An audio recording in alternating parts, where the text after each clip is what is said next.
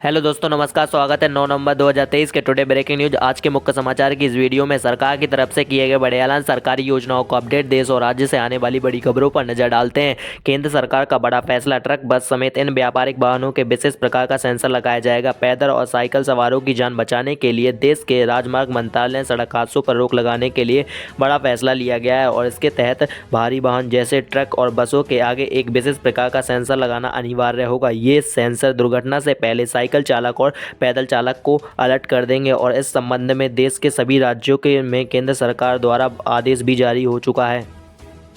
और बड़ी खबर है, जीएसटी को लेकर वित्त मंत्री निर्मला सीतारमण बोली, व्यापारिक प्रतिष्ठानों को जीएसटी के दायरे में लाना होगा, जिससे जीएसटी पंजीकरण कराने में आने वाली असुविधा को दूर करने में मदद मिलेगी और कई मुद्दों को हल करने में आसानी होगी। और करंट अफेयर के हिसाब से इंपॉर्टेंट खबर है, गुजरात कैडर में आईपीएस बी चंद्रशेखर को सीबीआई संयुक्त निदेशक नियुक्त किए गए हैं।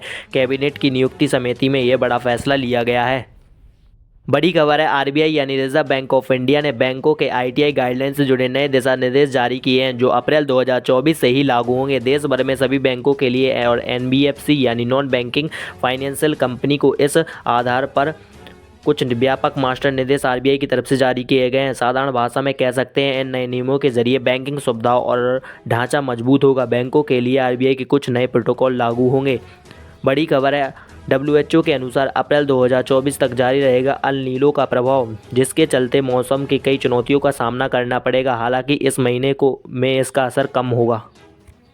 और भारत के लिए गर्व की बात है, G20 की ऑनलाइन बैठक की अध्यक्षता करेगा भारत। 22 नवंबर को यह बैठक होगी, जिसमें इजराइल हमास से जुड़े कई अन्य मुद्दों पर भी चर्चा होगी। दुनिया भर के नेताओं के साथ एक ऑनलाइन शिखर सम्मेलन होगा 22 नवंबर को, जिसकी अध्यक्षता करेंगे प्रधानमंत्री नरेंद्र मोदी।